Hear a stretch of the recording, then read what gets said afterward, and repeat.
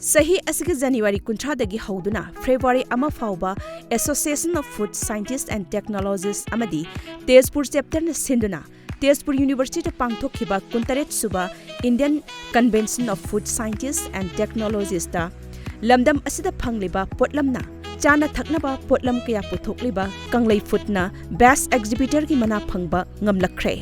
Bisenpur district ki manung chanba oinam awang laikai da leiriba kanglei food Kumja lising ani nipanda oinam awang laikai Women Development Association haina mingthonba self help group ama oina thoglakpani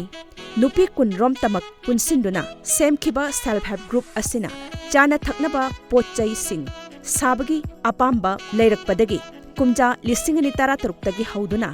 CSIR Central Food Technology Research Institute Mysore ngaklau makhada lamdam asida phangliba potlam kaya dagi pothok kaya puthorakpana ngasidi miyamna sakhangnariba kanglei phutna lamdam asigi mingchat purakpada natana semitlonda chauna ahongba purakle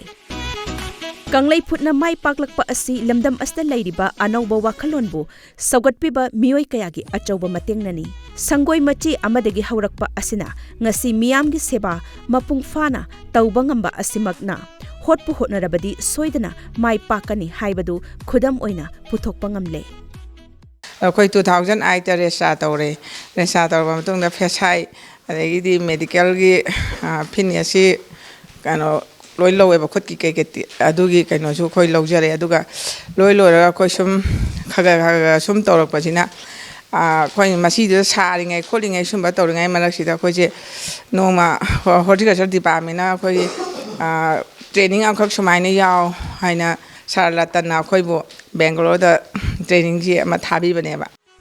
Kanglei phutna haudoraktringai matamda nomagi saragi tamak Kharai khangdana chelamba adu ngasi kokhanba ngamle madugi mathakta nupi oibi kulumdoisu thabak piba ngamle masimakna lamdam masigi nupi oibi singda anopa asa amasu piba ngamle haina kanglei phutki vice president oinam julikana apenba phongdorakpaga loinana lamdam masta leiriba nupi singna yumda tawjaba yaba thabak sing asi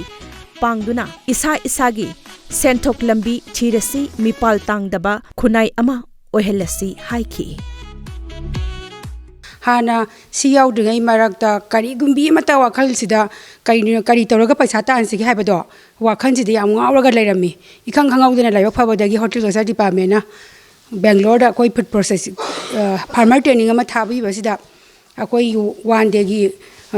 field visit ama da Mysore da sarvia ma thengadana akoi nupi gi oiba chakhumda phammaga tanbe aba sigi food processing de koi thengnajaki yam harauna lakhi adu hek lakpaga koi asi dum start hogre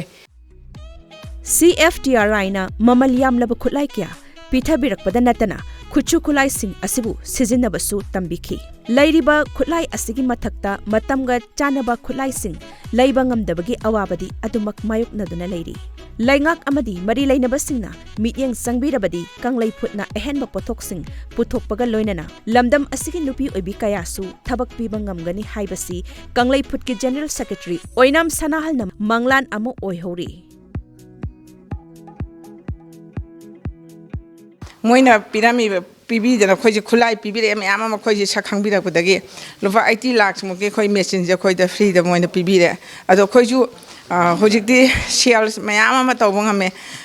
chahimda 10 lakhs 12 lakhs mo ke yole adu di matam matum khoi je phajana sale tawre hoju je Manipur Times khoi gi shopping Manipur gi mafam khuding makta loine yole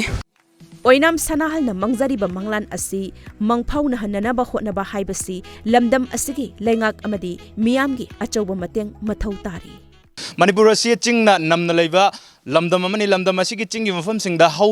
hauraga patlaga manglaga leiriba hai kaya asi afaba maikai romda small scale industry da pusanduna miyamda amuk hena sahanba fanghaliba asi Manipur miyamgi chauna khudong chaba mani nakalam romda Kanglei food na sangse lagli vakung thang asina Manipur gi senmilon amadi lamdam asigi sothaduna leramba senmilon kaya nupi singna thabak subung khangdana leramba kaya adu kokhan bangamle habagi achauba thajaba amsu leiri industry asigumna Manipur gi maikai khudingda hangdok pathoklabadi nupi singna sothana leibagi mahut thabak fangdre haiduna kangaung naduna leibagi mahut thabak pihanduna senmilon yamna chaukhatpa nungaiba hingbagi wahan thokle henba punsi amadi ohengin habagi achauba thajaba amadi leiri oinamdagi cameraman loya galona paudam jerba yaifu maiti kharibam times of Manipur Oinam